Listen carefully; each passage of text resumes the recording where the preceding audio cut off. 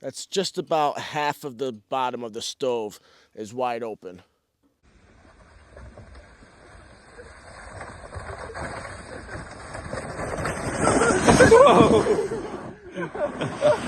Oh, right to the tent. That was awesome. Hey everybody, welcome back to Adventures of Spackmann. Today, we're setting up the hammock hot tent treeless style. Let's get into it. So when me and Jay set out to go hot tenting last night, we knew there weren't going to be trees at this campsite.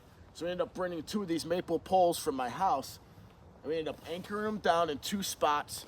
The same setup that I use at home for my haunted attractions and the haunted trail, I used for these trees.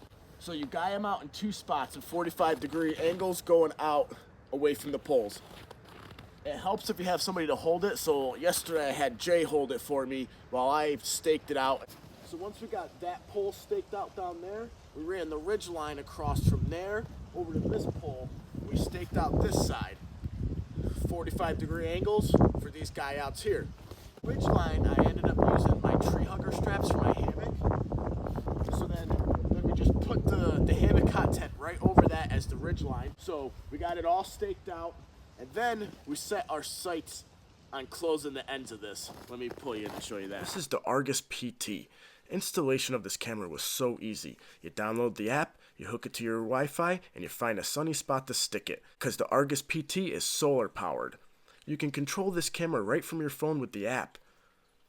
Oh look, there's the garbage from the woods. Link in the description as well as a discount code. This is a painter's drop cloth. It is a 9x12 painter's drop cloth. We doubled it up so it's 6 feet tall by 9 feet wide, but 2 layers. 2 layers. I was holding up 2 fingers, but my glove was covering it. So then at that point, we went around and we had these big clamps and we rolled up the 2 fabrics together and then clamped them down all the way around from one end down to the other. For the door, this works pretty well. We have 1 clamp. We end up splitting this drop cloth down the middle all the way down to the ground. And from the outside, you just bring it around. So if you go out of the tent, you bring it around and you clamp it just like that. Works the same way on the inside, but it closes it off much better on the inside. Then we went around and covered all the gaps in the bottom of the tent with snow. We did the same thing on this side with the painter's drop cloth, but we didn't cut it down the middle, so it's just a solid wall. So now, since it's completely closed, we added a vent pipe. I'll show you where that vent pipe goes. It goes right inside to underneath the stove to give the stove fresh cold air from the outside instead of trying to pull it through one of those crevices that may be in the door or the ends. This canvas hot tent is doing an extremely good job. We have been nice and toasty in here all night and all day so far. So from the inside, take both sides of the door flaps, you hug it around the pole, and you pinch it. I have a log down here that we just hold the bottom shut with. But that works great. Closes that right off. That's pretty cool. And then there's the pipe that comes out from over there, and it's feeding the stove with cold air. Carbon monoxide smoke detectors. Always carry these with you guys. They don't weigh much, they don't cost much, and it's just an added protection for your hot tent and for you to make sure you wake up in the morning. For lunch today, we're going to be making some burgers, probably having some more coffee here in a little bit. In the solar powered hot tent video, I brought some deep cycle batteries. That video's from last week. If you guys haven't seen it, I'll leave it in the description, a link to it in the description down below. But we have deep cycle batteries, and I brought my coffee maker from home, and we brewed some coffee this morning. It was really nice and easy. It was a good change of pace, and it was good coffee. Oh man, we like Stewart's coffee, and that's what we brought. All right, so burgers for lunch tonight. We're gonna be playing some Farkle in here tonight. Oh, maybe some Yahtzee. Stick around, guys. It's gonna be a good night. Thanks for joining me. Oh man, last night we had it like up to 60 degrees in here, 8 degrees outside. And from the back of the tent to where we had the thermometer, like next to the stove, it was only a 10-degree difference. So the stove was rocking last night. It was doing a good job at heating this whole space up. It was only a 10-degree difference from the end of the tent to where the stove was. So that's not bad. It's a good heated space. This stove is a new cheapest stove from Amazon.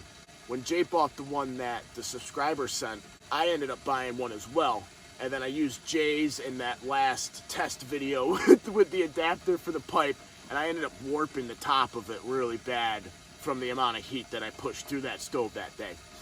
So when my new one came in, that one became Jay's since I ruined Jay's. So that we're using Jay's right now. The stove paint on this is coming off like crazy. Let me show you that. Oh yeah, thank you. That's much quieter. All that white is where the paint has burned off. It's on both of the sides. The top is almost completely gone now. Sorry, Jay, my in your face. You don't fart. The original stove that I have, I didn't have that problem with the paint. I burnt it in and the paint stayed fine. This one, I burnt it in for 2 hours, and there was a little white spot that showed up, but over the course of last night and today, almost all the paint is going to be gone off of this stove. So we're going to have to repaint it so it doesn't get rusty. Now, like I said, this was not the original brand. I bought it from a different seller on Amazon because the one that I first reviewed ended up selling out. So that's no longer available. So this paint is obviously different than the paint that was on my stove that I got. It did a great job at heating up this tent last night and today. All right, guys, we're probably going to get some lunch here soon because I'm kind of hungry. Did we eat breakfast? No. Oh, we got pizza. We might as well just heat up the pizza, right? For Pizza breakfast? breakfast. Yeah, okay. Burgers for lunch. Burgers for lunch. See you guys in a little bit. Pizza oven.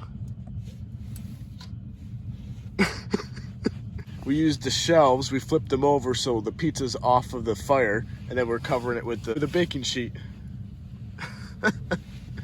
It's pretty cool. We'll see how well it works.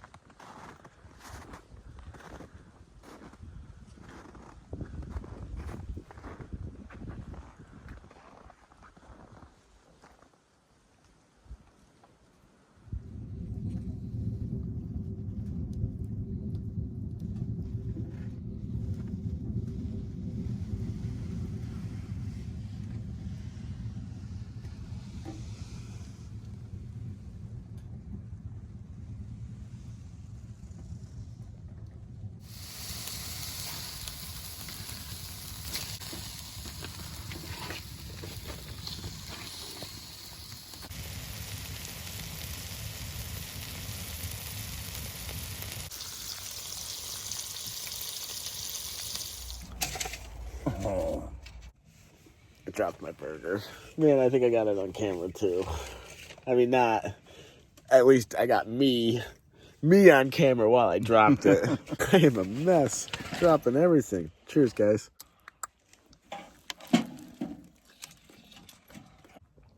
Oh, that's good stuff. After lunch, we might watch a movie. We downloaded Mr. Deeds, so we might be watching that after dinner, and playing some games or drinking some beers. Well, I guess not dinner. This is lunch. Dinner's going to end up being a late dinner because this is a late lunch. But cheers, guys. We'll see you a little later. Jay just noticed some ashes down here on the ground. And if you look, that side is bowed out right there. I don't know if you can see it. Oh, yeah, you can see right inside of it. Oh, that ain't good. I don't know if that might be... Oh, yeah. You see it? Yep. I see it falling out. So I didn't have that problem with the Viculoft stove or the paint problem. So maybe the other brands aren't as good as the Viculoft stove. I don't know. Maybe the Viculoft stove will do this eventually too. I'm not sure. I mean, we have been using it quite a while, but that's not cool. No, I shouldn't do that. Excuse me. So yeah, I guess we'll contact the company and see what they say. Maybe they'll send us a new one. Maybe they won't. We'll see. Maybe they'll just issue a refund. But I'll let you guys know.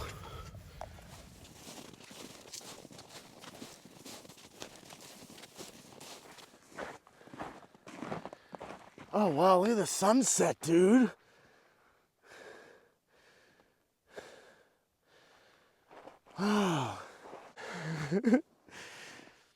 Okay, for reference, everybody, it's only a foot deep right here. You can walk all the way across this. In the middle, I think it's waist deep. There's deeper pools throughout it, but We can walk. Oh, that's beautiful. It's 8 degrees Fahrenheit right now. We just came down to the river. Open water over there. We're gonna get back to the hot tent, right? Oh yeah. Drink some beers and we're gonna watch Mr. Deeds.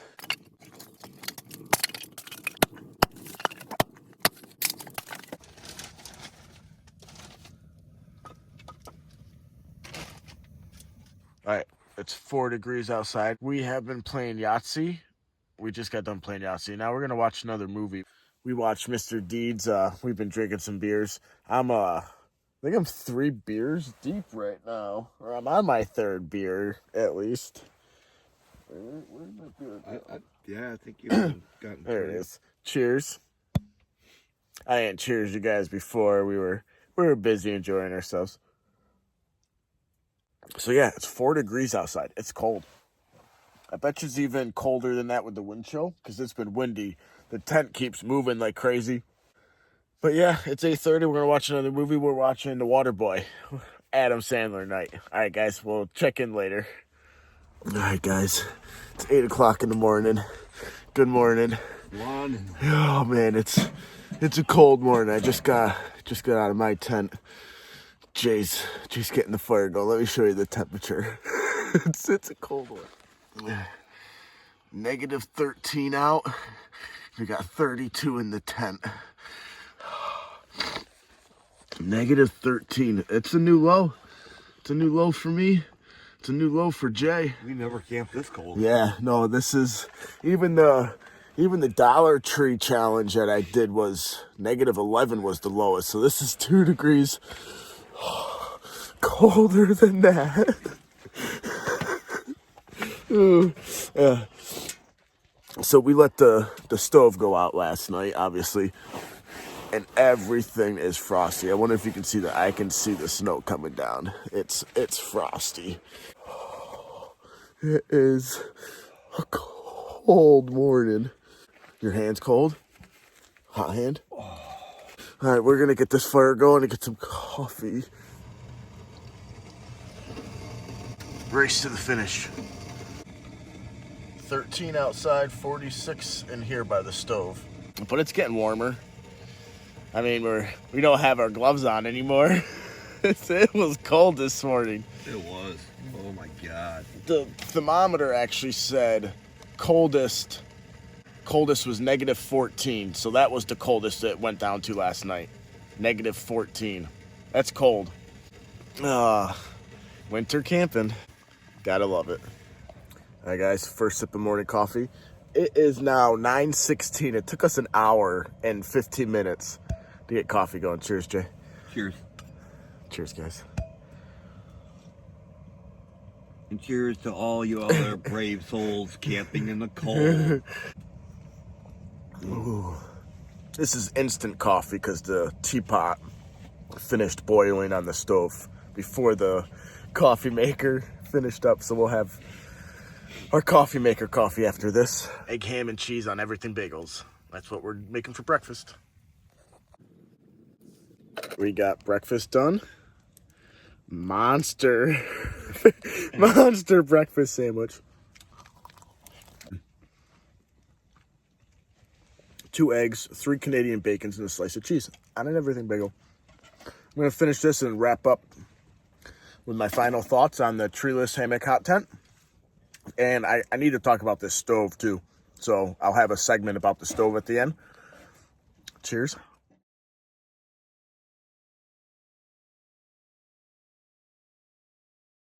All right, guys, we're all packed up. We're ready to go. I want to go over our final thoughts with the canvas hot tent set up with just poles, no trees. And then I want to talk about the stove. So our experience with the Lone Wolf Hammock Hot Tent, it's been great so far.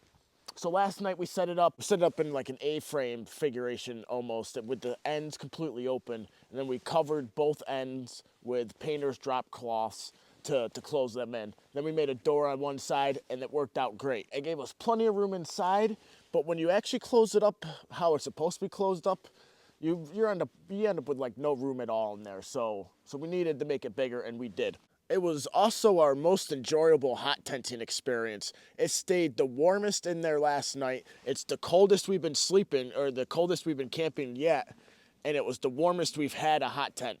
At one point yesterday, we were in there with no shoes on, or no, maybe that was the first night. The first night and yesterday, we were in there with no shoes on, and it was nice. It was nice and warm in there. At one point, it was like in the 70s. It was nice and toasty. We also felt more comfortable having the stove in there with having a canvas hot tent. You know, it just made us feel more safe since it wasn't like nylon. Setting it up treeless took us quite a long time. Friday night, so that was a little pain in the butt. So next time we're definitely gonna be using trees, I think, because that was a pain in the butt. All right, now let's talk about this stove. Last night after burning this for one whole day, well, not even a whole day, I think it was like 18 hours, this bottom seam right here broke, came loose, the weld broke. Right in there. That's just about half of the bottom of the stove is wide open.